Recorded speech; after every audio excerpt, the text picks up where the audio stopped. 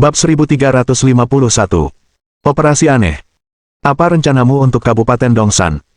Setelah mesin fotolitografi ini dapat diproduksi, saya berencana membangun kawasan industri chip.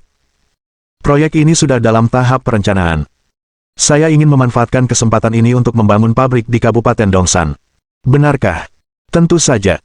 Lin Yi menyeringai. Jangan khawatir, perusahaannya masih di Zonghai, dan pajaknya ditanggung sepenuhnya olehmu. Ini hanya untuk menyediakan lapangan kerja di sini. Liang Ruoxu menatap Lin Yi dengan bangga. Memang benar begitu, tapi bukankah tindakanmu terlalu tiba-tiba? Jika Anda benar-benar berencana membangun pabrik, Kabupaten Dongsan bukanlah pilihan terbaik. Tera Tenggara adalah tempat terbaik. Kedua, daerah pedalaman lebih baik daripada di sini. Perusahaan sudah membahas masalah ini dalam rapat. Membangun pabrik di Kabupaten Dongsan memang akan mengurangi keuntungan, tetapi selama kita tidak merugi, tidak masalah. Mari kita restrukturisasi industri di sini dulu. Setelah menyelesaikan masalah kemiskinan, kita akan belajar bagaimana menghasilkan lebih banyak uang. Liang Ruoxu mengangguk. Bagaimanapun, Anda tidak kekurangan uang sekarang. Lagi pula, berapa banyak yang bisa Anda hasilkan sangat bergantung pada kebijakan pemerintah.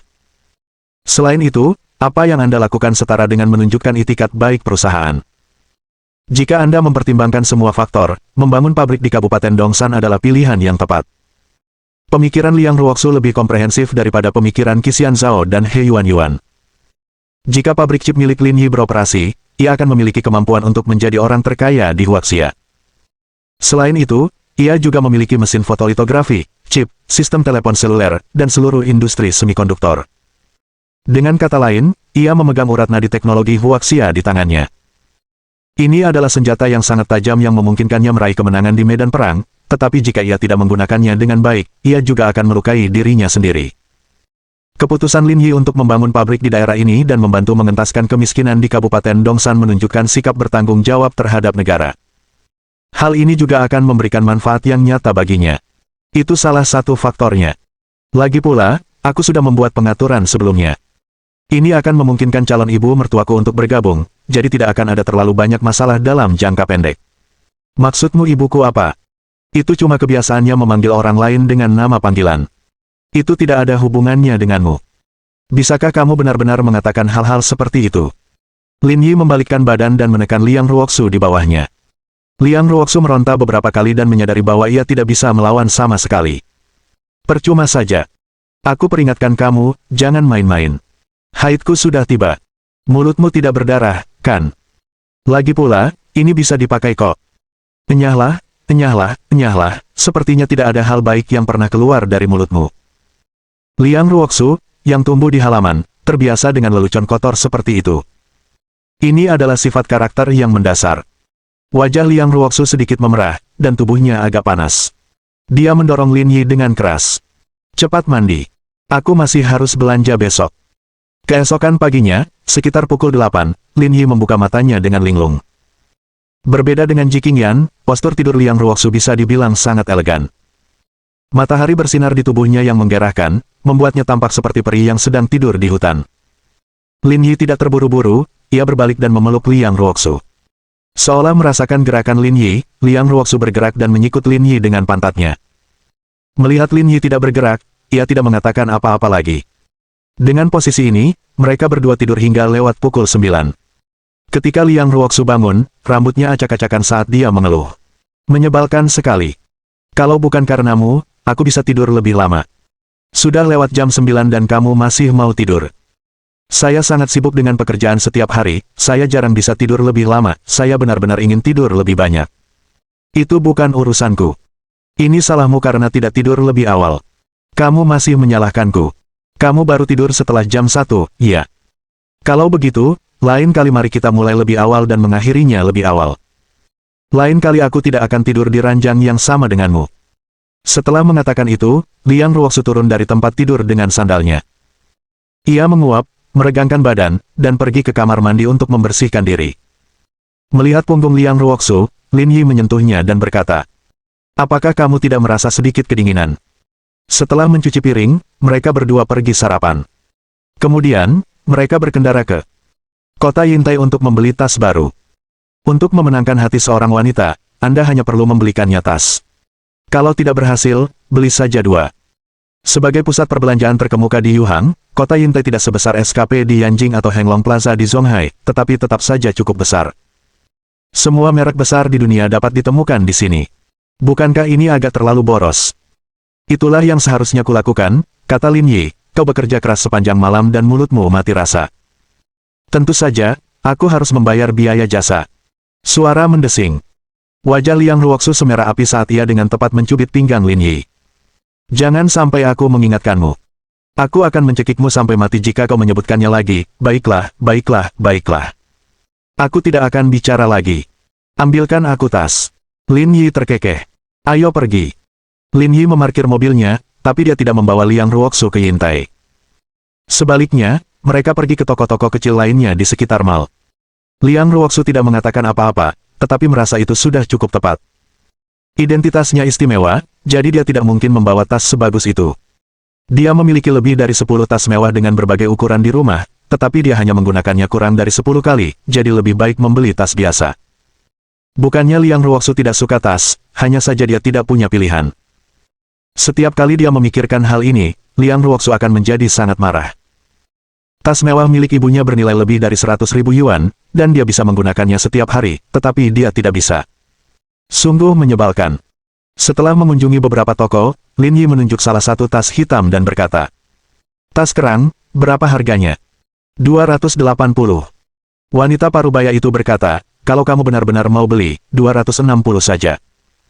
"Baiklah, bungkuskan untukku." Lin Yi memindai kode QR dan membayar.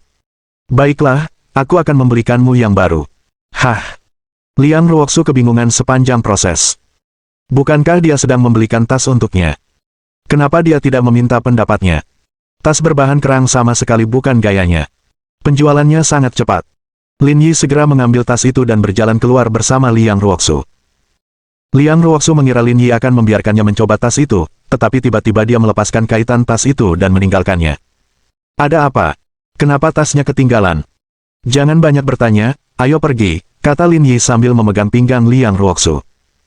"Tas itu tidak cocok untukmu. Aku akan carikan yang bagus untukmu." Liang Ruoxu tidak tahu apa yang ingin dilakukan Lin Yi.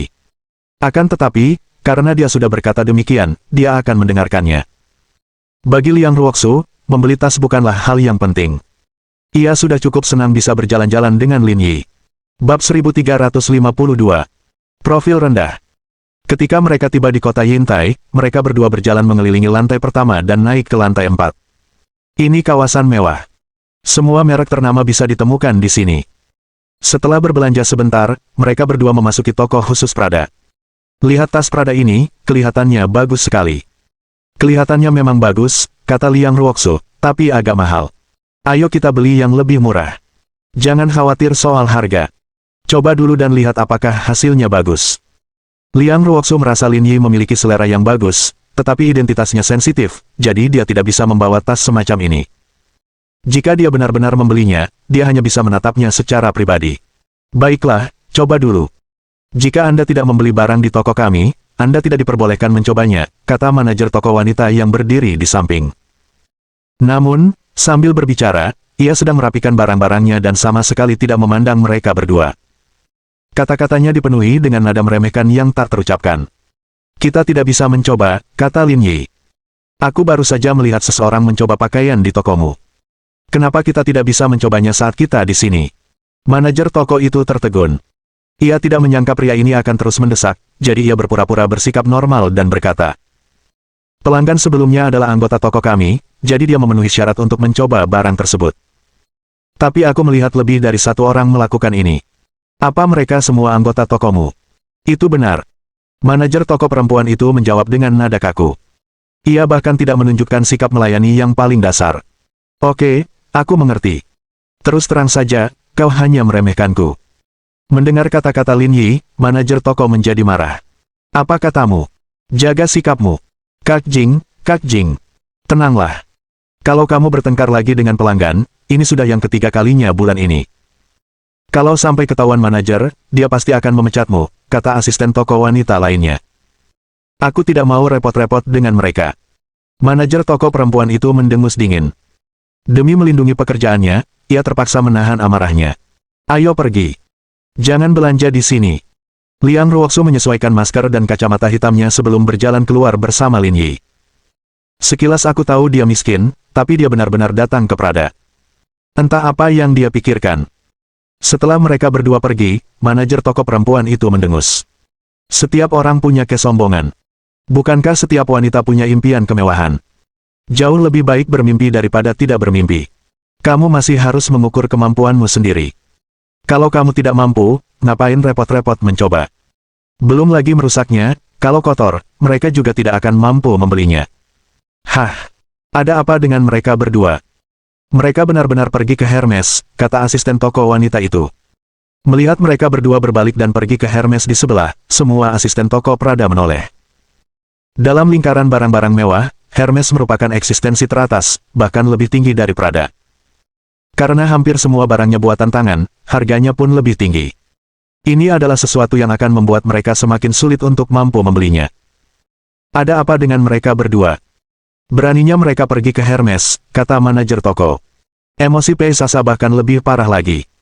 Dia sudah beberapa kali bertengkar dengan pelanggan. Kalau mereka berdua pergi ke sana, mereka pasti akan cari masalah. Saya rasa mereka mungkin tidak mengerti barang mewah dan tidak tahu posisi Hermes di dunia barang mewah.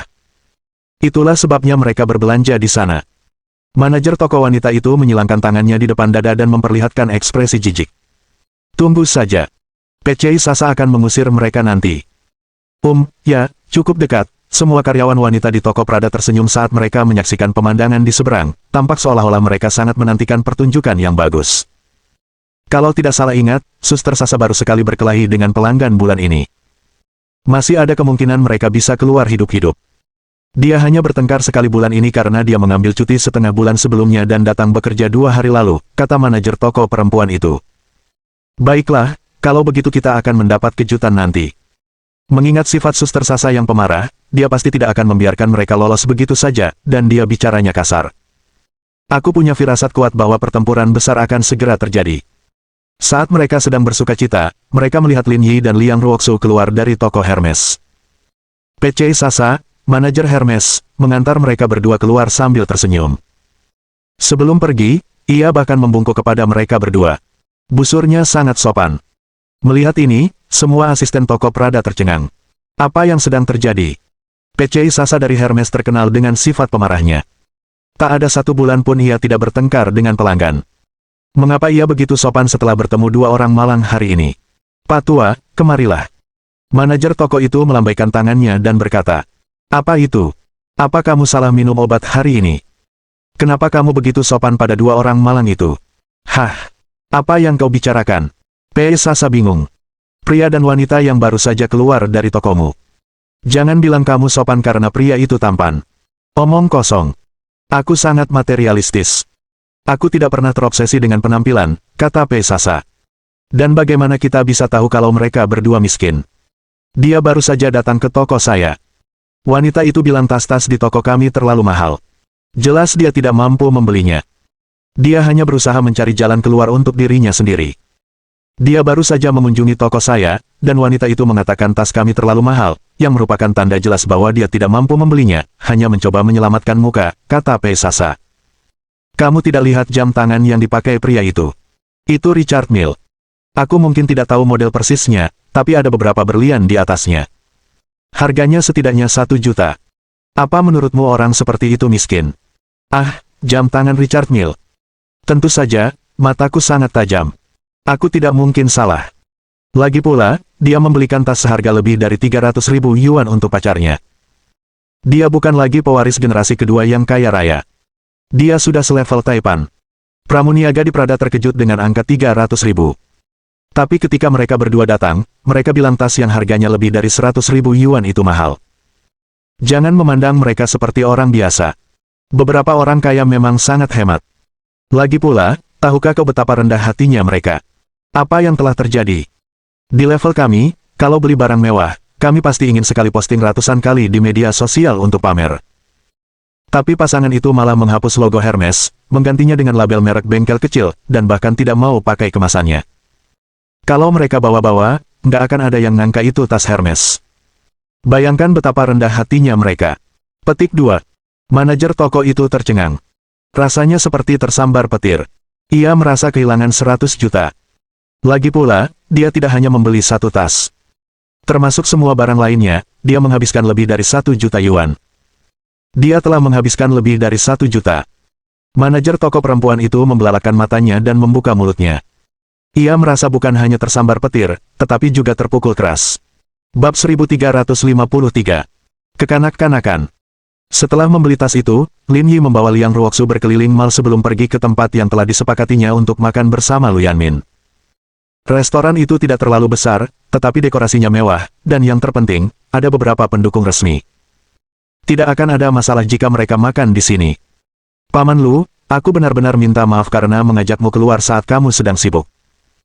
Meskipun Lu Yanmin adalah murid Liang Xianghe, Liang Ruoxu tetap sangat sopan, memperlihatkan sikap yang diharapkan dari generasi muda. Gadis, kau benar-benar semakin menjanjikan. Kau masih sangat sopan padaku. Lu Yanmin tersenyum. Aku ingat waktu kecil dulu, aku pergi mengunjungi kakekmu. Aku merasa nyaman sekali, tapi kau menyeretku ke lapangan tembak. Dibandingkan dulu, kau benar-benar berubah. Lu Yanmin hanya berani berbicara seperti ini secara pribadi. Jika ada orang luar yang hadir, dia harus bersikap sopan kepada Liang Ruoxu. Paman Lu, kau benar-benar keterlaluan. Latar belakangku biasa saja, tapi kau malah mengeksposku. Baiklah, baiklah, baiklah. Aku tidak akan bicara lagi. Lu Yanmin menggeser menu. Kalian bisa pesan makanannya. Aku mau pesan apa saja. Paman Lu, kamu harus melakukannya. Kita akan mengikuti tuan rumah. Karena kalian bukan orang luar, aku tidak akan bersikap formal padamu. Lu Yanmin mengambil menu dan memesan beberapa hidangan khas. Lalu, mereka bertiga langsung ke intinya. Presiden Lin, apa pendapat Anda tentang Kabupaten Dongsan? Kami sudah mulai mengerjakannya, tetapi dampaknya tidak akan terlihat, kata Lin Yi. Gagasan terakhirnya adalah menarik investor dan mengatasi tingkat pengangguran. Akan ada lebih banyak anak muda yang berdatangan, dan perekonomian daerah akan menguat. Jika siklus ini berlanjut, mereka tidak hanya akan keluar dari kemiskinan, tetapi bahkan mungkin mengalami perkembangan baru. Apakah Anda punya rencana penggalangan dana tertentu? Ide kami adalah membangun kawasan industri chip dengan Lingyun Group sebagai pemimpinnya. Kemudian, kami akan mengajak perusahaan lain. Dengan begitu, tujuan kami akan tercapai, kata Lin Yi. Selain itu, Kabupaten Dongsan terletak di persimpangan 3 kota. Jika kita memberdayakan infrastruktur komuter, kita dapat menghubungkan ketiga kota tersebut sepenuhnya. Pusat industri chip. Mata Lu Yanmin berbinar. Apakah ini proyek nasional? Lu Yanmin tahu banyak tentang situasi Lin Yi. Ia hanya tahu bahwa grup Lingyun miliknya telah memproduksi mesin fotolitografi 5 nanometer pertama di negara itu. Oleh karena itu, pengembangan chip akan segera masuk agenda. Namun, dia tidak menyangka pabrik itu akan dibangun di Kabupaten Dongsan. Perusahaan kami sudah memasukkan ini ke dalam agenda, jadi kami ingin melihat diskon apa yang bisa diberikan kota kepada kami, kata Lin Yi. Tapi kamu tidak perlu terlalu terus terang, kamu bisa mengesampingkan hubunganku dengan Liang Ruoxu dan perlakukan aku seperti pebisnis biasa. Petik 2. Bagaimana caranya? Nak, mengingat hubunganmu dengan Ruoxu, aku harus berusaha sebaik mungkin untuk membantumu. Secara logika, kau sudah berbuat baik untuk Yu Hang, jadi membantumu sudah pasti. Apapun yang terjadi, aku harus berusaha sebaik mungkin. Sebenarnya tidak perlu. Lin Yi tersenyum. Saya datang ke Kabupaten Dongsan karena tidak ada kegiatan. Saya ingin menantang diri sendiri dan melakukan sesuatu yang bermakna, kata Lin Yi. Jika semuanya dibagikan, masalah ini tidak akan ada artinya, jadi perlakukan saja aku sebagai pengusaha biasa. Dengan baik. Lu Yanmin berada dalam posisi sulit, tetapi pada saat ini, Liang Ruoxu berbicara. Paman Lu, lakukan saja apa yang dia katakan. Jika dia tidak berhasil pada akhirnya, itu hanya karena dia tidak cukup mampu. Kegagalan itu tidak ada hubungannya dengan kita. Baiklah kalau begitu. Karena kau sudah bilang begitu, aku tidak akan membahas masalah ini lagi. Lu Yanmin berkata. Namun, saya tidak punya banyak wewenang. Anda bisa menggunakan lahan di 3 wilayah timur sesuka hati tanpa membayar sepeser pun. Tapi ingat, Anda tidak bisa menempati lahan pertanian. Soal pajak, saya bisa memberi Anda potongan pajak dan diskon. Ini diskon yang bisa saya berikan dalam keadaan normal. Lin Yi mengangguk. Kebijakannya standar dan tidak ada yang istimewa. Dengan kata lain, jika perusahaan lain datang ke sini, mereka juga dapat menikmati diskon jika ukurannya cukup besar. Saya puas dengan ini. Terima kasih, Sekretaris Lu, kata Lin Yi. Apa yang harus kusyukuri? Semua ini kebijakan yang sangat konvensional. Kau mempermalukanku dengan berterima kasih sekarang. Ini dianggap sangat bagus. Lin Yi mengangkat gelasnya. Ini untukmu. Sekarang setelah kita selesai membicarakan bisnis, saatnya mengobrol. Ketika dia mengetahui bahwa Lin Yi telah menciptakan grup Ling Yun hanya dalam waktu 1 tahun. Lu Yanmin terkejut. Dia sungguh-sungguh terkesan. Tak lama kemudian, lewat pukul 1 siang. Karena ada pekerjaan yang harus diselesaikan, mereka mengakhiri makan siang di sana. Mereka berdua terlebih dahulu mengantar Lu Yanmin pergi sebelum kembali ke mobil mereka. Ada acara di Zonghai, tanya Lin Yi. Kamu sudah datang jauh-jauh, jadi sebaiknya kamu tinggal beberapa hari lagi sebelum pulang. Saya sudah menelepon sopir dan memintanya untuk menjemput saya malam ini, kata Liang Ruoxu. Dan kalaupun aku tinggal, aku nggak akan tidur sama kamu. Itu bakal bikin istirahatku tertunda. Sekilas saja aku tahu kau masih muda, kekanak-kanakan, tak berpengalaman. Bagaimana aku bisa tidak dewasa? Menurutmu sekarang, cowok yang tidur nyenyak di malam hari itu lebih baik. Setelah kau merasakan manisnya, kau akan tahu betapa hebatnya cowok yang bisa tidur 7 kali dalam semalam. Aku tidak begitu berhasrat. Aku hanya ingin tidur. Wanita yang tidak mendapatkan gizi yang cukup akan mudah menjadi tua, kata Lin Yi. Kamu memang tidak secantik ibu mertuaku. Kalau kamu tidak merawatnya, kamu tidak akan punya kesempatan di masa depan. Aku akan mencekikmu. Seseorang dapat membandingkan Liang Ruoxu dengan siapapun, kecuali Shen Sui. Shen Sui menghancurkannya dalam segala aspek. Sore itu, Lin Yi membawa Liang Ruoxu ke tempat lain dan makan malam bersamanya sebelum mengantarnya pergi. Lin Yi tidak tinggal lama di Yuhang dan kembali ke Kabupaten Dongsan. Setelah kembali ke Kabupaten Dongsan, Lin Yi menelepon Lu Yanmin. Apakah sekretaris Lu sedang sibuk? Aku tidak sibuk, aku baru saja sampai di rumah. Lu Yanmin tersenyum dan berkata, apakah kamu masih bersama Ruoxu? Dia sudah lama pergi. Aku sudah di Kabupaten Dongsan, kata Lin Yi. Ada hal lain lagi yang ingin kukatakan padamu. Kita semua di pihak yang sama. Katakan padaku. Selain kawasan industri chip kita, saya juga ingin mengembangkan industri properti di daerah ini. Jika saya melakukannya dengan cara biasa, polis asuransi apa yang bisa saya dapatkan? Alasan dia tidak menyebutkan hal ini di meja makan adalah karena dia takut Liang Ruoxu akan terlalu banyak berpikir.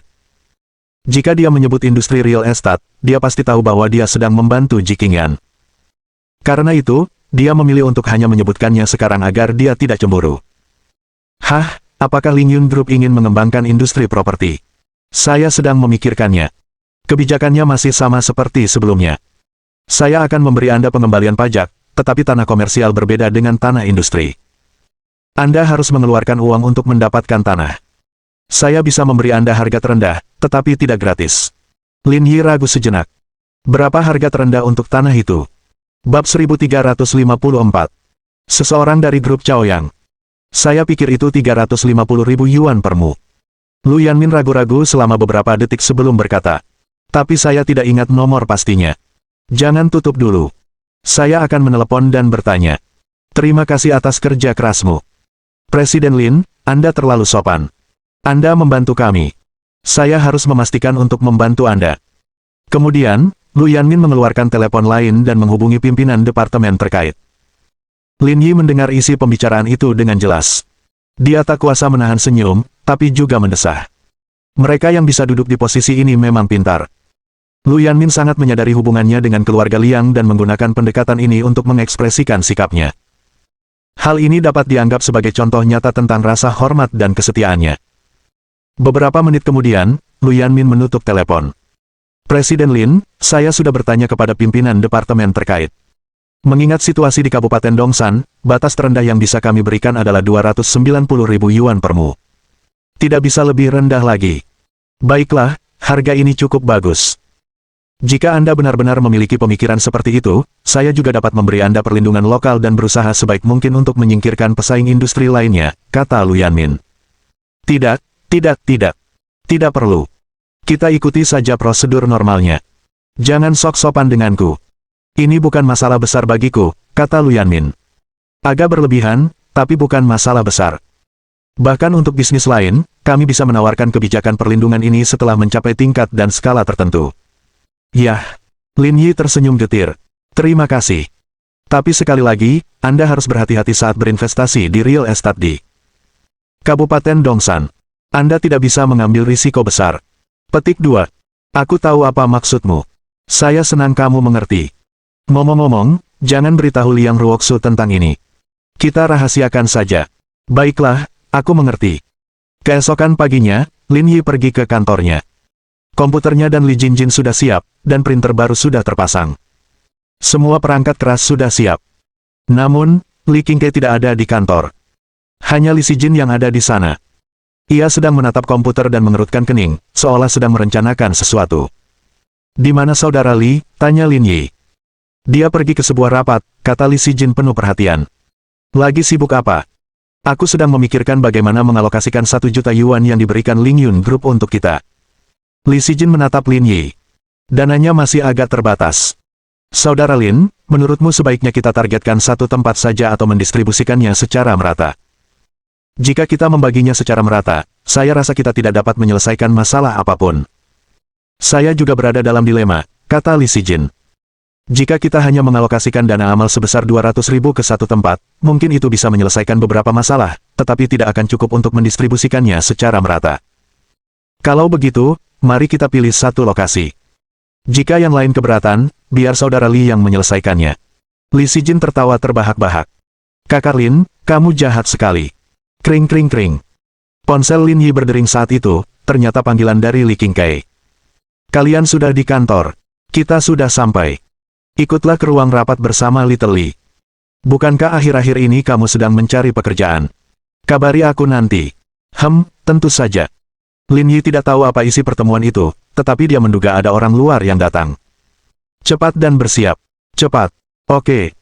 Setelah komunikasi sederhana, Lin Yi menutup telepon dan berkata kepada Li Sijin. Jangan lakukan apapun dulu. Saudara Li meminta kita untuk pergi ke pertemuan. Pertemuan? Li Sijin bertanya. Acara hari ini adalah pertemuan promosi investasi dengan Kamar Dagang, kan? Apakah kita perlu menghadirinya? Rapat promosi investasi. Lin Yi terdiam sejenak. Saya belum mendengar kabar apapun. Bagaimana awalnya? Itu memang cukup tiba-tiba, kata Li Sijin. Orang-orang dari grup Chaoyang Zonghai ada di sini. Mereka perusahaan real estate terkenal itu. Mereka mengambil 3 bidang tanah dari kami. Ketika pemerintah daerah mengetahui hal ini, mereka terkejut. Mereka mungkin sedang rapat untuk membahas hal ini. Lin Yi segera mengerti apa yang sedang terjadi ketika dia mendengar bahwa itu adalah grup Chaoyang. Beberapa hari yang lalu, dia baru saja selesai berbicara dengan Ji Qingyan tentang masalah ini. Dia tidak menyangka Ji Qingyan akan mengirim seseorang secepat ini. Tapi mereka bisa saja membicarakan ini di antara mereka sendiri. Kenapa mereka meminta kita bergabung? Li Sijin mengangkat bahu. Entahlah. Ayo kita ke sana dan lihat. Mereka berdua membereskan barang sebentar dan berjalan menuju ruang pertemuan. Di ruang konferensi, para pemimpin daerah duduk di kedua sisi meja panjang. Grup Chaoyang mengirimkan total 4 orang. Pemimpinnya adalah Geng Junhui, wakil presiden grup Chaoyang. Sisanya adalah 3 manajer departemen, termasuk Wang Ying. Namun, sejak awal, Wang Ying tidak berminat untuk memperhatikan isi rapat. Ia hanya fokus pada Lin Yi. Dia berharap dia akan datang lebih cepat. Terdengar ketukan di pintu ruang konferensi, dan Lin Yi serta Li Sijin masuk. Ketika melihat Wang Ying, Lin Yi sedikit terkejut. Ia tidak menyangka Wang Ying juga akan datang. Sedangkan 3 orang lainnya, ia juga kenal mereka. Mereka semua adalah petinggi grup Chaoyang. Ia tahu mereka punya banyak wewenang saat ia bekerja di sana dulu. Pada saat ini, Li Qingkai berdiri dan menjelaskan situasinya kepada mereka berdua, lalu mengangguk satu sama lain dengan sangat alami. Tidak seorang pun dapat menduga bahwa Lin Yi mengenal keempat orang ini. Melihat Lin Yi dan Li Chajin bersama, ekspresi Zhou Feng tidak ramah saat dia berkata, Li kecil. Li Sijin hendak duduk ketika dia mendengar Zhou Feng memanggilnya. Apakah kamu memanggilku? Zhou Feng mengangguk dan menunjuk kursi di sampingnya. Kamu dipindahkan sementara ke kantor pengembangan. Duduklah di sampingku. Lin Yi, silakan cari kursi dan duduk di belakang Direktur Li. Lin Yi tercengang. Ada kursi kosong di ruang rapat, jadi mengapa dia diminta duduk di belakang? Jika dia tidak memenuhi syarat untuk duduk di kursi utama, maka Li Sijin juga tidak memenuhi syarat. Geng Junhui, yang sedang duduk di ujung ruang konferensi sambil membolak-balik dokumen, mendongak dan melirik Zhou Feng. Ekspresinya agak dingin. Orang ini benar-benar tidak membiarkan Presiden Lin duduk di meja. Dia cukup berani. Wang Ying tanpa sadar melirik Li Sijin dan tak dapat menahan diri untuk mengangkat sebelah alisnya. Orang yang bernama Zhou Feng jelas-jelas mempunyai dendam terhadap Lin Yi. Kunci masalahnya mungkin adalah gadis itu. Dia terlihat cukup cantik, tapi dilihat dari ukurannya, dia cuma kapce, seharusnya dia bukan tipenya, kan? Li Sijin terdiam sejenak. Ia mengerti apa yang diminta Zhou Feng, tetapi ia tidak mau melakukannya. Dia tidak ingin ada hubungan apapun dengannya. Direktur Zhou, saya masih harus menyiapkan laporan sebentar lagi. Saya akan duduk di sini dulu. Dengan itu, Li Sijin menemukan dua kursi dan duduk di belakang Li Qingkai bersama Lin Yi. Melihat tindakan Li Sijin, ekspresi Zhou Feng berubah dingin. Dia benar-benar telah mempermalukannya di depan banyak orang. Namun, dia tidak menyalahkan Li Sijin tetapi malah menyalahkan Lin Yi. Jika tatapan mata bisa membunuh, Lin Yi pasti sudah mati berkali-kali sekarang. Bab 1355. Mengejutkan semua orang. Baiklah, sekarang semua orang sudah ada di sini, mari kita lanjutkan rapatnya. Orang yang berbicara adalah Wakil Komandan Kabupaten Dongsan, Yu Chaoxi. Dialah yang memimpin semua pekerjaan di kabupaten tersebut. Dia juga yang memimpin rapat. Selain itu, Ketua, Wang Yunjiang, duduk di kursi utama di sampingnya dan mendengarkan jalannya rapat. Direktur Geng, berdasarkan pembahasan kita tadi, kami bisa memberi Anda harga 500.000 yuan per mu. Ini harga terendah yang bisa kami tawarkan, kata Yu Chaoxi. Selain itu, kami juga akan memberi Anda lampu hijau sebanyak mungkin di tempat lain. Kami akan bekerja sama dengan Anda untuk menyelesaikan proyek ini. Dengan itu, Yu Chaoxi memanggil Zhou Feng. Direktur Geng, ini direktur kantor pembangunan daerah kami. Beliau akan bertanggung jawab atas proses tindak lanjut bersama Anda. Tak seorang pun di ruang rapat berkata apa-apa. Mereka semua tahu niat Yu Chaoxi. Zhou Feng adalah keponakannya, jadi dialah yang membuka jalan baginya. Zhou Feng berdiri dengan sopan. Direktur Geng, setelah proyek ini selesai, saya akan memikirkan cara untuk mendapatkan kebijakan yang lebih menguntungkan bagi Anda. Anda tidak akan salah berinvestasi di Kabupaten Dongsan. Namun, mengingat situasi di Kabupaten Dongsan, 500.000 yuan per mu tidak dianggap rendah. Kami tidak bisa menerima harga ini, kata Geng Junhui. Jika Lin Yi tidak berbicara, Chaoyang Group tidak akan pernah mempertimbangkan untuk berinvestasi di tempat ini. Oleh karena itu, ia berharap harga tanah bisa serendah mungkin. Dengan baik, orang-orang di ruang konferensi berada dalam posisi yang sulit. Mereka saling memandang dan mendiskusikan solusi dengan suara pelan. Ini sudah harga terendah yang bisa mereka tawarkan di negara mereka. Harganya tidak bisa lebih rendah lagi. Direktur Geng, berdasarkan situasi saat ini, itu adalah harga terendah yang bisa kami tawarkan, kata Zhou Feng. Tapi jangan khawatir, kami sedang aktif mencari investor. Situasinya akan semakin membaik di masa mendatang. Anda tidak akan rugi berinvestasi di sini. Jadi sekarang, apakah ada kemajuan dalam promosi investasi di daerah ini? Tanya Geng Junhui. Dengan baik. Zhou Feng terdiam sejenak. Kami sudah memasukkan masalah ini ke dalam agenda. Selain itu, kami telah melakukan banyak upaya dalam hal dukungan kebijakan. Saya yakin kami akan menerima umpan balik yang baik dari para investor kali ini. Masih tidak ada ekspresi di wajah Geng Junji saat dia berkata dengan tenang. Dengan kata lain, pengumpulan dana investasi yang sebenarnya belum dimulai. Investasi kita kali ini bisa dianggap sebagai pertaruhan, kan? Perkataan Geng Junhui membuat semua orang tidak nyaman. Dia tidak puas dengan persyaratan yang ditawarkan daerah itu. Yu Chaoxi dan Zhou Feng saling berpandangan, mata mereka dipenuhi kecemasan dan ketidakberdayaan. Ini adalah harga terbaik yang dapat mereka berikan. Daerah ini telah menunggu investasi yang layak selama bertahun-tahun. Sayang sekali jika melewatkannya seperti ini. Tanpa sadar, Zhou Feng melirik Wang Yunjiang dan menyadari bahwa ekspresinya tidak terlalu bagus. Jelas, dia tidak puas dengan penampilannya. Bantuan putaran kedua dari Ling Yun Group membuat bos menilai kembali posisinya. Jika dia berbuat kesalahan lagi, masa depannya mungkin akan terancam. Geng Junhui tidak ingin bersikap agresif, tetapi karena sikap Zhou Feng terhadap Lin Yi barusan, dia merasa sangat tidak senang dan ingin memberikan tekanan pada orang-orang di hadapannya. Namun, pada saat ini, Yu Chaoxi tiba-tiba teringat sesuatu dan melirik Lin Yi dari sudut matanya. Zhou Feng bereaksi sangat cepat dan langsung mengerti maksudnya. Ia menggebrak meja dan berkata, Lin Yi, ada apa dengan pekerjaanmu? Adegan ini mengejutkan yang lain. Apa hubungannya ini dengan Lin Yi? Mengapa mereka menunjuknya dengan jari? Kalau ada yang ingin kau katakan, katakan saja. Tak perlu bertele-tele, kata Lin Yi dengan suara rendah. Zhou Feng tidak berdiri dalam upacara dan mengkritik. Baru-baru ini, Anda bertanggung jawab atas rekrutmen investasi di daerah ini. Sudah berapa lama, tapi belum ada perkembangan. Katakan, apakah ini karena kelalaian Anda? Li Qingke mengerutkan kening, merasa Zhou Feng telah bertindak berlebihan. Meskipun Lin Yi telah ditugaskan untuk mencari investasi, waktu itu baru kurang dari seminggu. Lagi pula, semua orang tahu situasi di Kabupaten Dongsan. Bagaimana dia bisa menunjukkan hasilnya begitu cepat?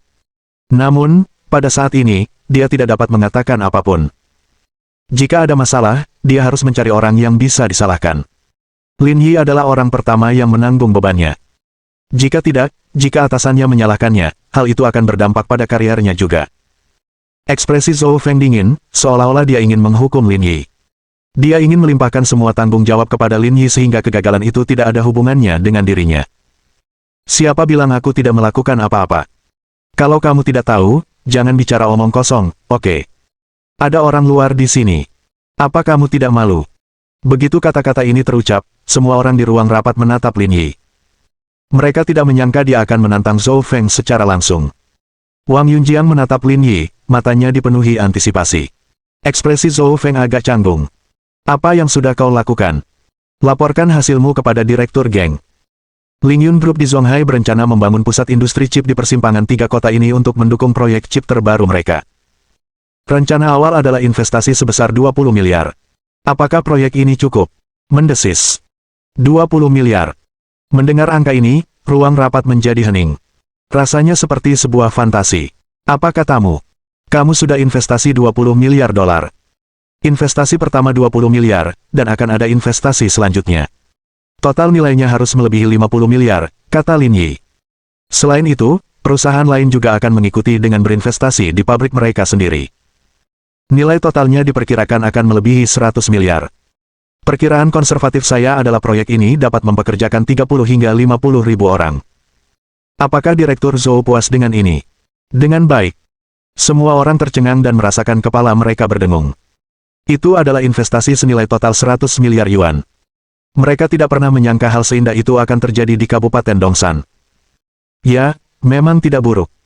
Lin Yi mengabaikan Zhou Feng dan menatap Geng Junji dan yang lainnya. Saya juga mendapatkan beberapa keuntungan untuk Anda. Kami bisa menjual tanah komersial di kabupaten ini seharga 290 ribu yuan per mu. Kami juga akan menawarkan perlindungan polis dan mencegah perusahaan real estate lain memasuki pasar. Bagaimana menurut Anda? 290 ribu yuan per mu. Perlindungan kebijakan. Berita mengejutkan datang silih berganti. Orang-orang di ruang konferensi kembali terkejut. Bahkan Yu Zhaoxi pun tak kuasa menahan diri. Sebagai orang kedua, dia hanya bisa memberi tarif 500 ribu yuan per mu, tetapi orang ini benar-benar bisa menawar 290 ribu yuan per mu. Belum lagi kebijakan perlindungannya. Dari mana dia berasal? Wang Yunjiang pun tak berbeda. Bahkan ia sendiri tak punya kemampuan untuk melakukan ini, jadi bagaimana mungkin Lin Yi bisa melakukan ini? Persyaratan Direktur Lin jauh lebih baik daripada syarat dan ketentuan Anda. Geng Junji memandang Yu Zhaoxi dan Zhou Feng. Arti kata-katanya sangat jelas. Dengan baik. Mereka berdua duduk dengan canggung di kursi masing-masing. Saking gugupnya, seolah-olah ada paku yang tumbuh di bawah pantat mereka. Terdapat selisih 210 ribu yuan antara tawaran mereka. Bukankah para direktur tentu saja curiga bahwa mereka berencana mengantongi selisih tersebut? Orang terkutuk ini. Bab 1356. Menggeser target. Direktur Lin, Anda melakukannya dengan baik, kata Wang Yunjiang. Terima kasih, bos. Wang Yunjiang mengangguk puas. Direktur Geng, bagaimana menurutmu sekarang? Saya cukup puas, tapi kita masih harus kembali dan melaporkan situasi di sini kepada para petinggi. Kecuali ada yang salah, seharusnya semuanya baik-baik saja. Baiklah, kita sampai di sini dulu hari ini. Aku sudah pesan meja untuk kita makan. Kita harus minum-minum enak hari ini. Kami akan mengikuti rencanamu. Setelah pertemuan, semua orang pergi satu persatu. Wang Ying mengedipkan mata pada Lin Yi dan mengikuti kerumunan keluar. Makan siang hanya diperuntukkan bagi beberapa pemimpin di daerah itu. Lin Yi tidak memenuhi syarat untuk menerima orang-orang dari grup Chaoyang, dan ia tidak ingin berpartisipasi, jadi ia kembali ke kantornya. Sial, dari mana dia mendapatkan investasi sebesar itu? Zhou Feng mengumpat dengan marah sambil berjalan di belakangnya. Masalah ini memang agak aneh. Orang yang berbicara itu bernama Fan Zichao. Ia berada di kantor yang sama dengan Zhou Feng, tetapi ia adalah seorang deputi. Alasan mengapa ia bisa mencapai posisi ini adalah karena Zhou Feng. Meskipun ia tidak dianggap bawahan secara nominal, ia sebenarnya mengikuti arahan Zhou Feng dan mendengarkannya. Ada juga Li Sijin itu. Aku ingin mempromosikannya, tapi dia menolak kebaikanku. Kak Feng, kurasa kau harus berhenti mengincar Li Sijin. Itu tidak sepadan. Bagaimana aku bisa berhenti? Sudah lama sekali. Akhirnya ada orang baik di daerah ini. Aku tidak akan menyerah padanya. Zhou Feng mengepalkan tinjunya dan berkata, jika bukan karena Lin Yi, Li Sijin tidak akan memperlakukanku seperti ini. Kau tidak bisa menyalahkannya. Sejujurnya, Lin Yi memang energik. Lagi pula, mereka berdua berada di kantor yang sama. Wajar saja kalau Li Sijin menyukainya. Kita tidak bisa memaksakan ini. Aku sudah tidak peduli lagi. Aku sudah lama mengamatinya. Aku harus memikirkan cara untuk mengalahkannya. Kak Feng, kita sudah dewasa. Nggak perlu gantung diri di pohon yang sama, kata Fan Zichao. Apakah kamu tidak memikirkan Guo Lu? Wakil Direktur Kantor Pedagang. Ya, itu dia. Dia tidak jelek, tapi tidak secantik Li Sijin, dan dia terlihat agak berbudi luhur. Dia bukan tipeku, kalau tidak, aku pasti sudah pindah dari dulu. Kebajikan hanya untuk orang luar. Setelah kau menaklukkannya, kau pasti tak akan mulia lagi, kata Fan Zichao. Dan ada hal lain, kau tahu. Keluarganya sepertinya sangat kaya. Jangan main-main. Apa naik Mercedes-Benz C-Class termasuk kaya? Mobil itu cuma 300.000 yuan. Aku pun sanggup. Saudara Feng, ada sesuatu yang tidak kamu ketahui, kata Fan Zichao. Saya pergi bersamanya untuk melakukan sesuatu selama 2 hari ini dan secara tidak sengaja menemukan beberapa petunjuk. Keluarganya adalah keluarga kaya di Yuhang. Saya tidak berani mengatakan apa-apa lagi, tetapi aset mereka setidaknya bernilai ratusan juta. Ah, ratusan juta. Zhou Feng tertegun. Coba ulangi. Berapa banyak uang yang dimiliki keluarganya? Ratusan juta, dan ini perkiraan konservatif. Kemungkinannya jauh lebih besar dari ini. Itu tidak mungkin. Kalau dia sekaya itu, kenapa dia mau bekerja di tempat seperti ini? Kemarin dia bilang punya kakak laki-laki yang mewarisi bisnis keluarga. Dia sama sekali tidak tertarik berbisnis, anak orang kaya generasi kedua yang tipikal, makan, tidur, nggak ngapa-ngapain. Lagi pula, dia punya beberapa koneksi di pemerintahan, dan dia cuma ikut-ikutan saja di sini, dengan rencana pindah ke Yuhang setahun lagi, kata Fan Zichao, semakin bersemangat. Kak Feng, pikirkanlah. Bukankah kamu bekerja keras di daerah ini karena kamu ingin dipindahkan ke Yuhang untuk berkembang di masa depan? Jika kamu bisa merayunya, keluarganya akan mendukungmu. Kamu tidak akan berbuat salah lagi di masa depan. Zhou Feng sedikit bersemangat dan bahkan tidak bisa mengendalikan emosinya. Sepertinya manfaat Guo Lu jauh lebih besar daripada manfaat Li Sijin. Tentu saja. Li Sijin memang sedikit lebih cantik darinya dan tubuhnya lebih bagus, tapi Guo Lu juga lumayan. Tidak perlu terlalu terpaku padanya. Kamu benar. Mata Zhou Feng berkilat kemasan. Sialan, dia sudah di sini lebih dari setengah tahun. Kenapa kau baru menyadarinya? Kalau aku tahu lebih awal, aku pasti sudah menghabisinya. Itu karena kita tidak pernah punya kesempatan untuk bekerja sama. Kalau tidak, aku pasti sudah tahu sejak lama. Zhou Feng melihat arlojinya. Sudah lewat pukul 11. Sudah hampir waktunya makan malam. Aku akan mengajaknya makan malam. Kalau begitu aku doakan kakak Feng sukses, haha. Ini masalah kecil. Zhou Feng tertawa dan berkata, tidak mudah mengendalikan orang seperti Li Sijin, tapi aku sangat percaya diri dalam menghadapi Guo Lu. Lihat saja cara dia berpakaian dan berjalan. Sekali lihat saja, kau bisa tahu dia wanita murahan. Dengan metode saudara Feng, kau tidak akan kesulitan. Hahaha, nggak usah memuji. Ikut aku lihat. Ayo pergi. Tak lama kemudian, mereka berdua tiba di kantor dan kebetulan melihat 2 orang membawa tas berbagai ukuran ke kantor Guo Lu. Tak lama kemudian, kedua orang yang datang mengantarkan barang-barang itu meninggalkan kantor lagi. Mereka berdua tidak terlalu mempermasalahkannya dan langsung masuk. Zhou Feng memperhatikan pakaian Guo Lu.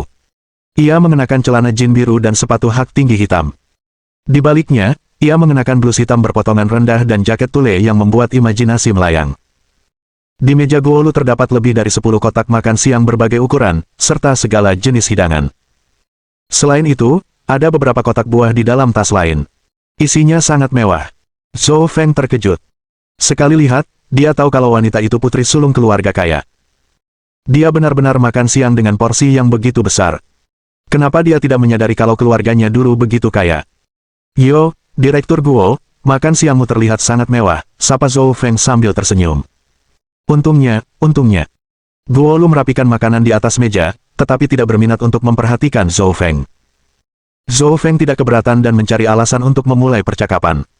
Bisakah kamu menghabiskan semua makanan yang kamu beli untuk makan siang? Aku tidak akan memakannya sendiri. Aku akan mengirimkannya ke orang lain. Zhou Feng tersenyum. Ia merasa Guo Lu cukup mahir dalam trik-trik ini. Dia membeli begitu banyak barang bagus dengan niat yang jelas untuk diberikan kepada atasannya. Meskipun berasal dari keluarga kaya, dia tampaknya cukup memahami seluk-beluk dunia dalam hal hubungan interpersonal.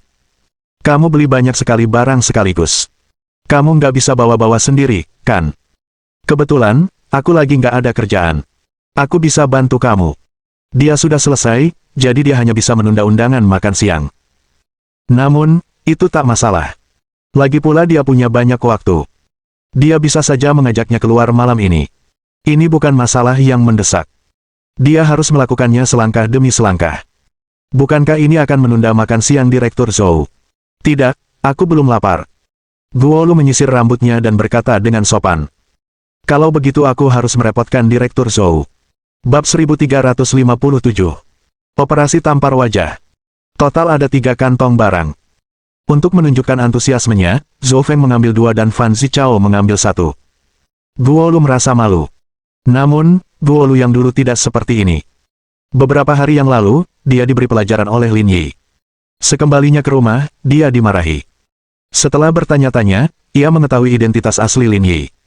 Ia hampir mati ketakutan karenanya. Seorang tokoh besar yang begitu terkenal benar-benar datang ke Kabupaten Dongsan untuk membantu kaum miskin. Ini tidak berbeda dengan kunjungan pribadi seorang kaisar kuno. Namun, dia cukup pintar untuk tidak mengungkap identitas Lin Yi. Meskipun dia tidak tahu alasannya, lebih baik baginya untuk tidak mengatakan apapun.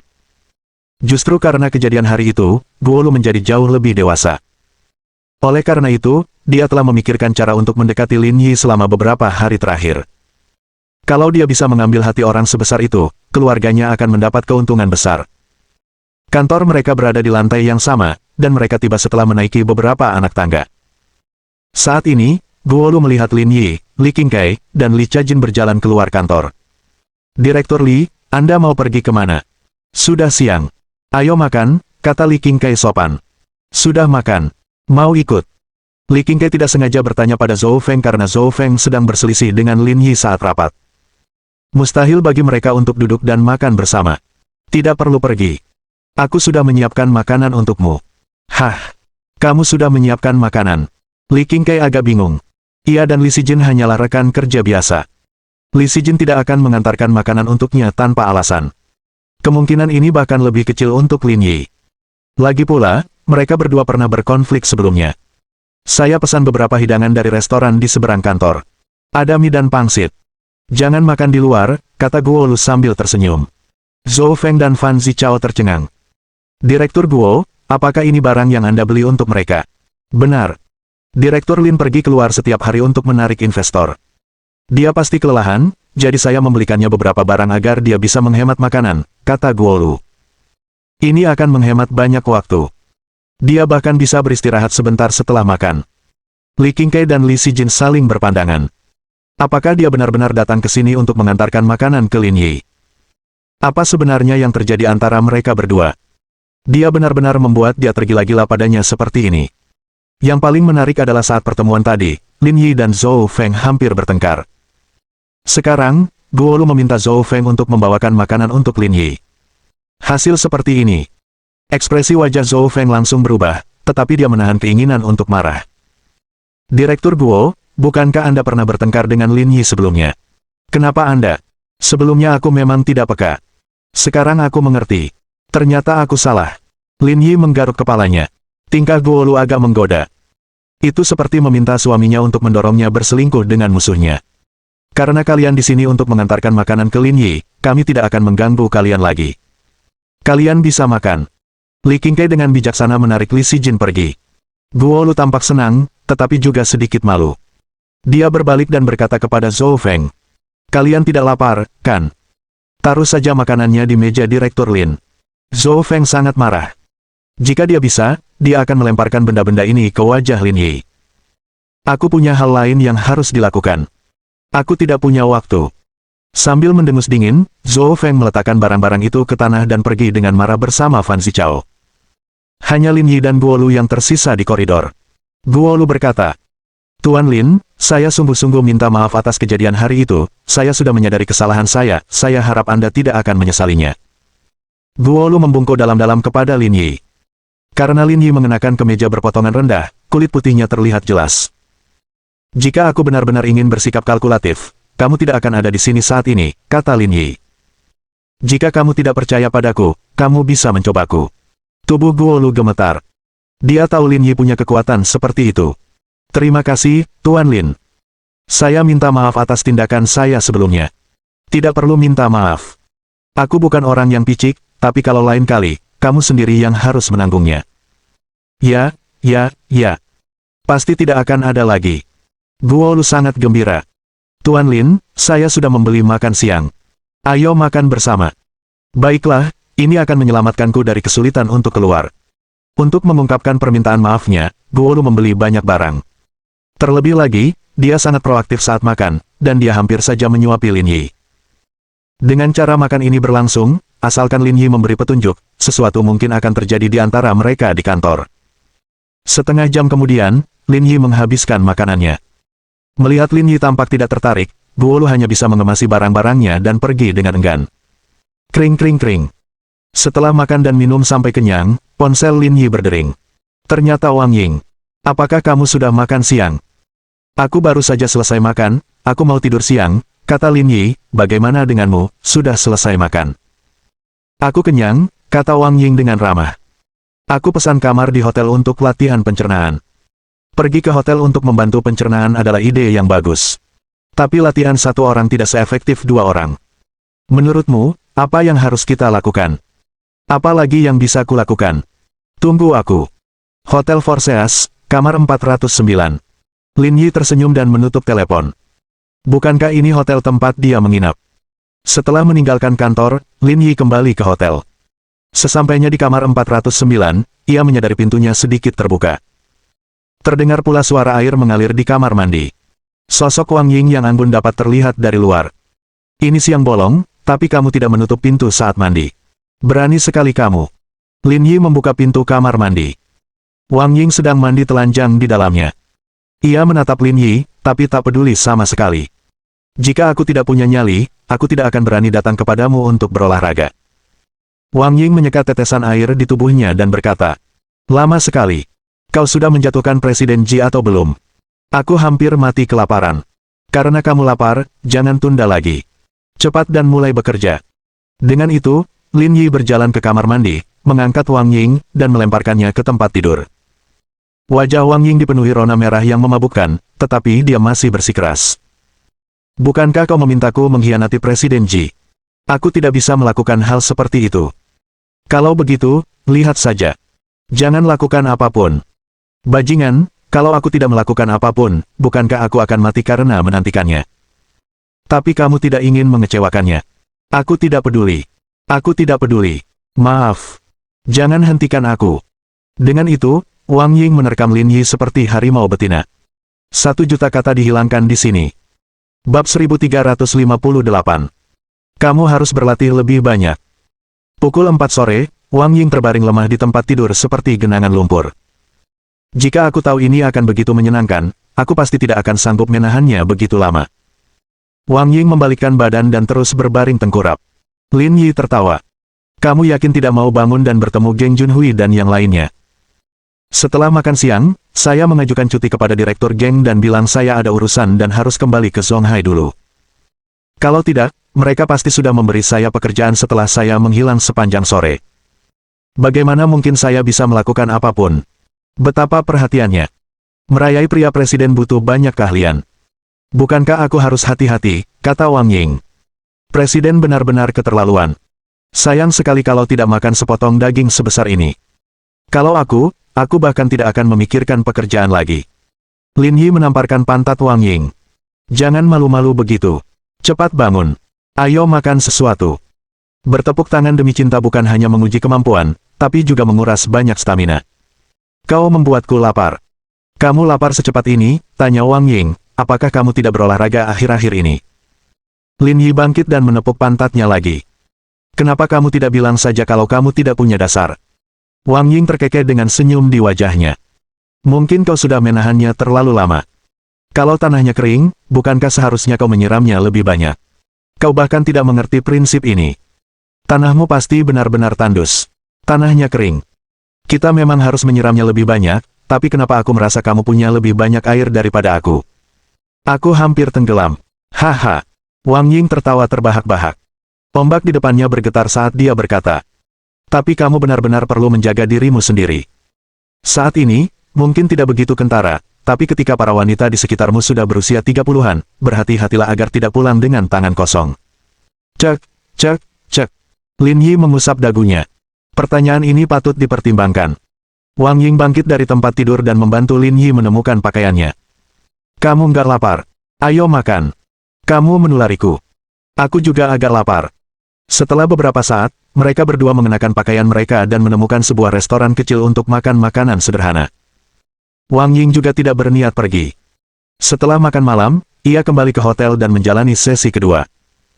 Selama sekitar 1 bulan berikutnya, proyek chip Lingyun Group masuk dalam agenda. Selain itu, bisnis telepon seluler Lingyun Group juga telah berkembang pesat, dan mereka juga telah mendirikan pabrik perakitan tahap kedua di Kabupaten Dongsan. Yang paling menyenangkan Lin Yi adalah ketika bisnis chip dan telepon berkembang, keempat perusahaan semikonduktor juga menandatangani kontrak dengan Kabupaten Dongsan dan bersiap pindah ke kawasan industri baru. Lebih dari 30 derek menara bekerja sama. Pemandangan langka di Kabupaten Dongsan. Justru karena itulah dalam waktu kurang lebih 1 bulan. Jumlah penduduk mengambang di Kabupaten Dongsan telah meningkat lebih dari 2.000. Meskipun mereka semua adalah pekerja konstruksi, mereka masih merangsang konsumsi daerah sampai batas tertentu. Seiring berjalannya waktu, ia menyadari bahwa jumlahnya masih terus bertambah. Selama periode waktu ini, Lin Yi bahkan kembali ke Zonghai. Meski Ji Qingyan tidak mengatakannya keras-keras, tetapi dia sudah beberapa kali mengungkapkan ketidaksenangannya secara tidak langsung dengan ekspresi getir. Lin Yi kembali ke Zonghai dan menemaninya selama beberapa hari. Namun, Lin Yi tidak memihak salah satu dari mereka. Ia tidak hanya memberi kompensasi kepada Ji Qingyan, tetapi juga pergi menemui Liang Ruoxu, Li Chuhan, dan Wang Ying. Kita tidak boleh terlalu egois. Lebih baik bersikap tidak memihak. Li kecil, jaga baik-baik foto-foto yang kita ambil. Kalau sudah waktunya, kirimkan untuk mempromosikan Kabupaten Dongsan. Li Qingkai berdiri di belakang Li Sijin dan menatap foto di layar komputernya dengan penuh emosi. Saya merasa setelah pabrik-pabrik ini dibangun, lahan di daerah kita akan sangat diminati, ujar Li Sijin gembira.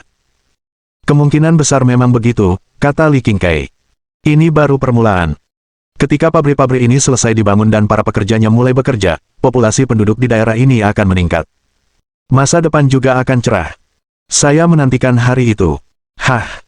Kakak Lin, kenapa kamu begitu sedih? Li Sijin, yang sedang menulis beberapa artikel media, melihat Lin Yi menatap komputer tanpa ekspresi. Ia tidak tahu apa yang dipikirkan Lin Yi. Apakah aku terlihat tidak bahagia? Itu tertulis di seluruh wajahmu, kata Li Sijin. Kita semakin dekat dengan tujuan daerah ini untuk keluar dari kemiskinan. Ini hal yang membahagiakan. Memang patut disyukuri, tapi kalau terus begini, pembangunan akan semakin timpang. Saya sedang memikirkan ini. Saya harus memikirkan cara untuk menyelesaikan masalah ini. Tidak setara. Kata-kata Lin Yi membuat mereka berdua menjadi serius. Li Qingkai berkata, ayo, biarkan aku mendengar apa pendapatmu. Pembangunan pabrik dan masuknya pekerja migran memang dapat meningkatkan populasi mengambang di kabupaten dan mendorong konsumsi. Namun, yang diuntungkan adalah mereka yang tinggal di kota utama. Masih banyak rakyat jelata miskin di desa-desa dan kota-kota di bawahnya. Meskipun pendapatan rata-rata mereka akan meningkat setiap hari, jika ini terus berlanjut, kesenjangan antara si kaya dan si miskin akan semakin lebar. Saya rasa ini tidak baik. Perkataan Lin Yi bagaikan panggilan bangun, yang menyadarkan mereka berdua ke dunia nyata. Jika tujuannya hanya memenuhi KPI saja, tentu saja tidak perlu memperhatikan masalah-masalah ini.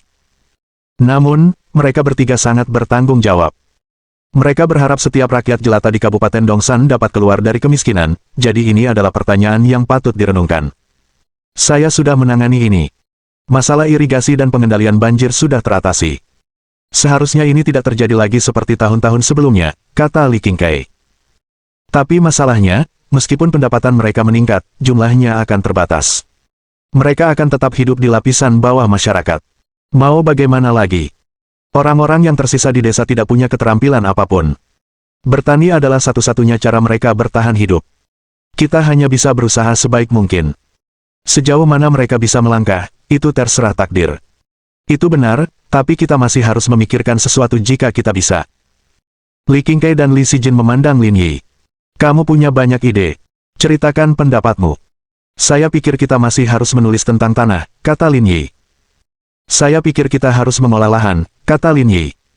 Memperbaiki lingkungan tanah, meningkatkan hasil panen, menanam beberapa varietas unggul untuk meningkatkan kuantitas dan kualitas. Dengan begitu, keuntungan akan meningkat, dan masyarakat di desa dan kota di bawahnya akan memiliki kondisi kehidupan yang lebih baik, dan kita dapat mencapai tujuan kita. Li Qingkai mengangguk setuju, kau benar, tapi kita tidak bisa mengikuti daerah pesisir jika ingin melakukan ini. Kita harus pergi ke Bingcheng di timur laut. Di sana terdapat lembaga penelitian pertanian terbesar di Huaxia. Kita bisa mengunjunginya. Saya juga berpikir hal yang sama. Kring kring kring. Tepat saat mereka bertiga tengah berbicara, telepon Li Qingkai berdering. Halo, Sekretaris Wang. Datanglah ke kantorku bersama Lin Yi. Bab 1359. Fase baru pengentasan kemiskinan. Baik, Sekretaris Wang. Kami akan ke sana sekarang. Setelah mulai bekerja, Li Qingkai menutup telepon dan berkata kepada Lin Yi. Ayo pergi. Sekretaris Wang memanggil kita. Dia mungkin punya sesuatu untuk kita. Lin Yi mengangguk dan bangkit untuk pergi ke kantor Wang Yunjiang bersama Li Qingkai.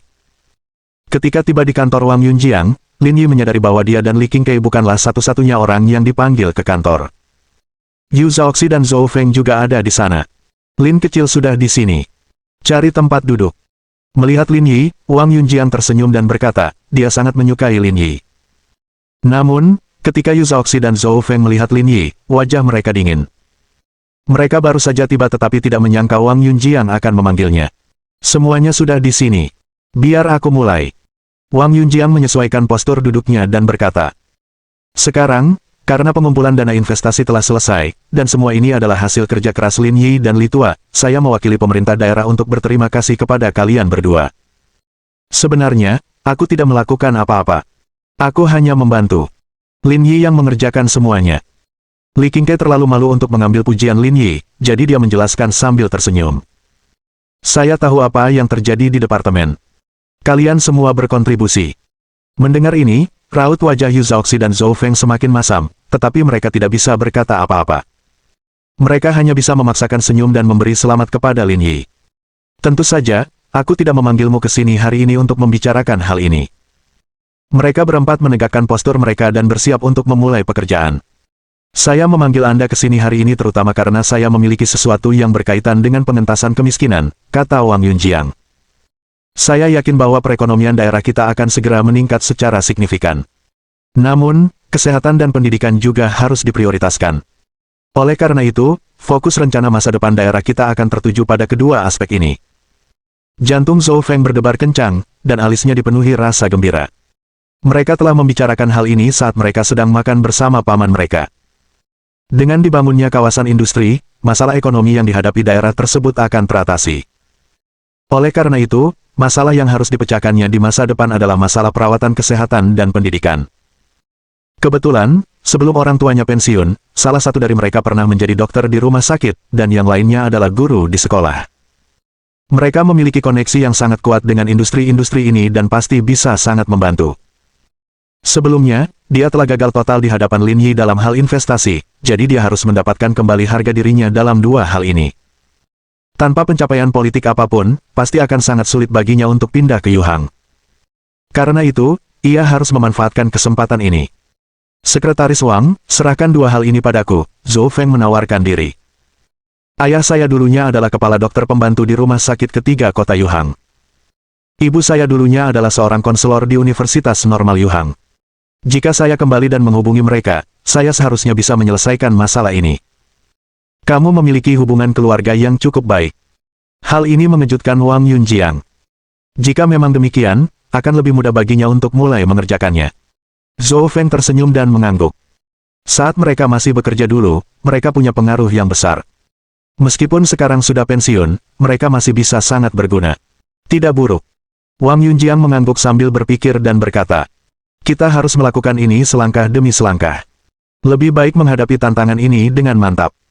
Mari kita mulai dengan aspek layanan kesehatan.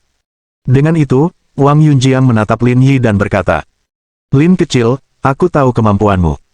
Kalian berdua harus menyelesaikan masalah ini bersama-sama. Usahakan untuk menyelesaikan pekerjaan ini dengan sempurna.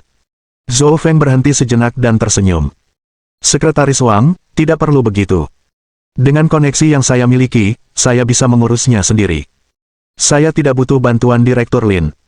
Semakin banyak orang, semakin mudah bagi Anda, kata Wang Yunjiang. Atau kalian berdua bisa melakukannya sendiri-sendiri.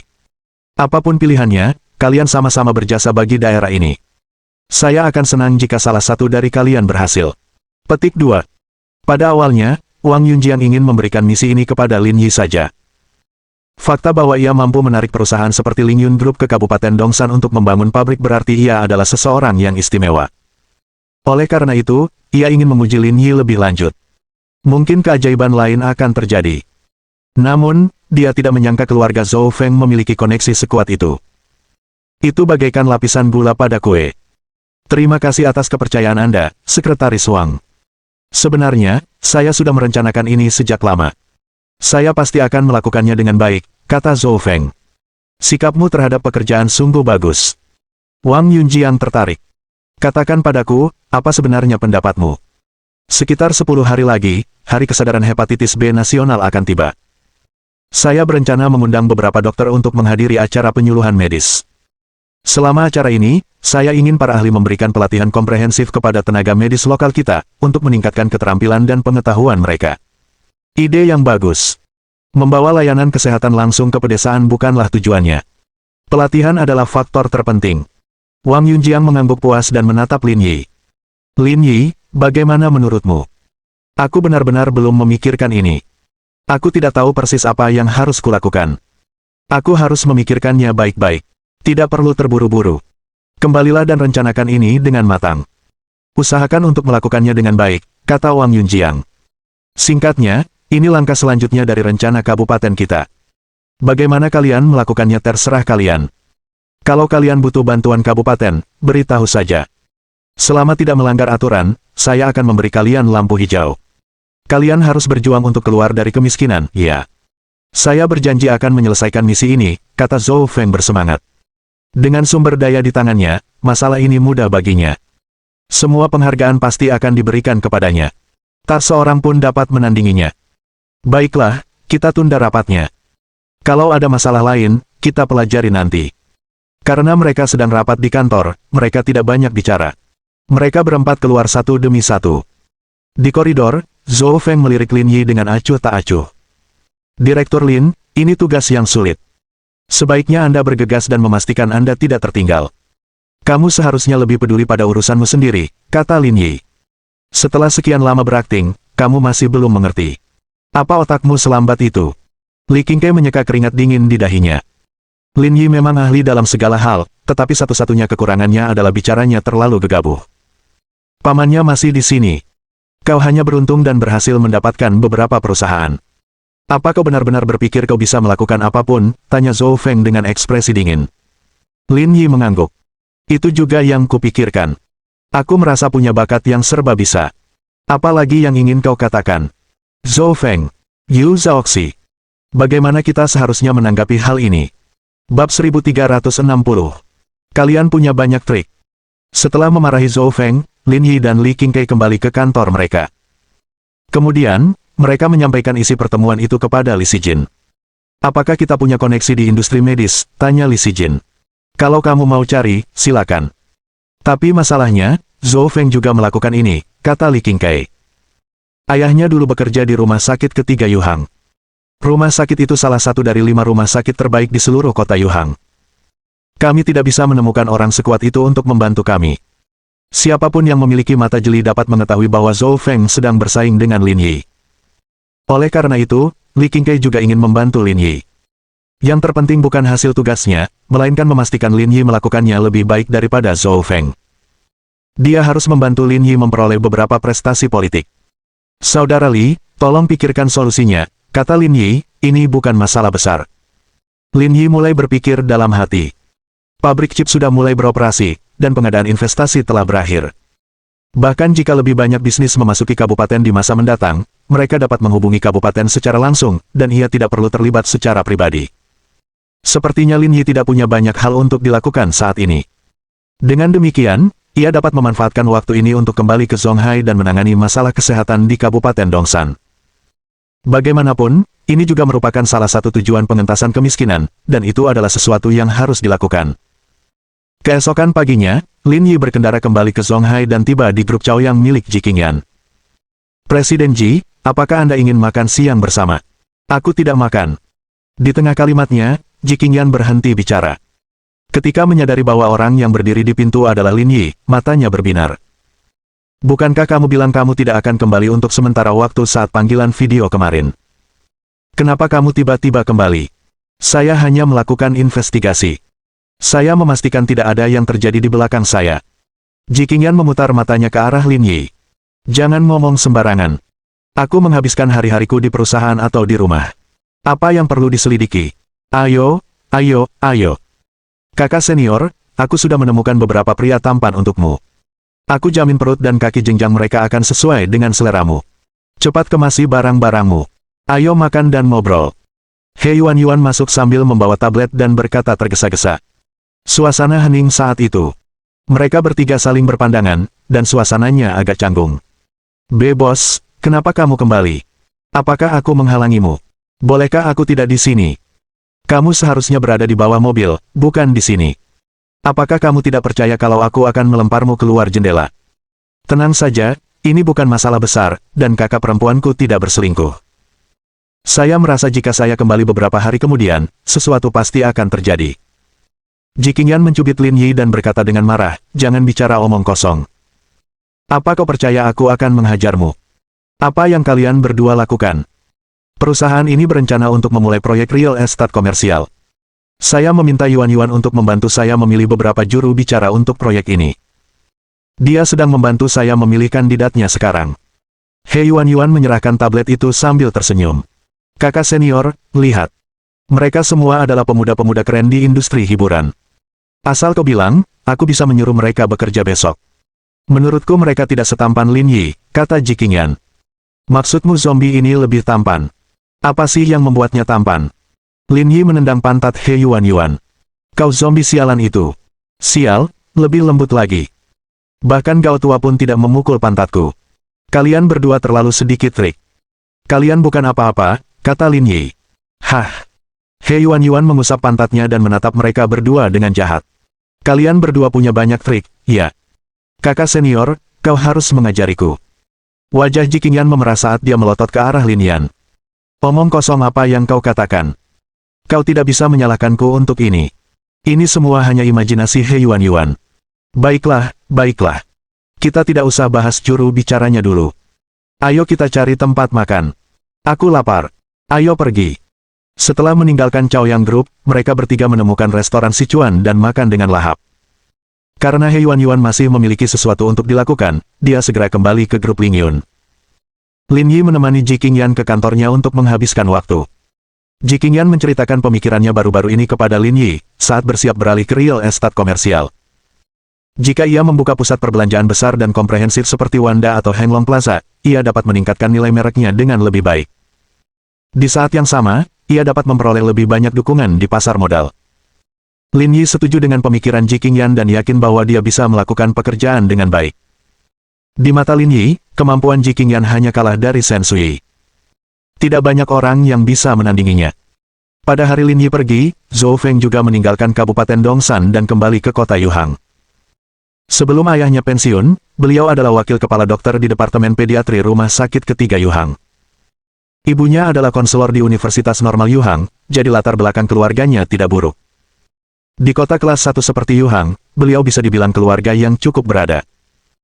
Setelah lulus dari universitas, karena Yu Chaoxi merupakan orang kedua di Kabupaten Dongsan, ia diatur untuk bekerja di sini selama beberapa tahun sebelum ia menemukan cara untuk pindah ke kota Yuhang untuk menyelesaikan status jalur cepatnya. Ini juga sebabnya dia tidak peduli saat melihat Mercedes-Benz C-Class milik Guolu. Dia mampu membelinya sendiri, tetapi dia tidak berani membukanya karena statusnya. Nak, waktu aku telepon kemarin, bukannya kamu bilang kamu sibuk kerja di daerah? Kenapa tiba-tiba pulang hari ini? Orang yang berbicara adalah Ibu Zhou Feng, Yumin. Ia berambut pendek dan memiliki aura yang cerdik.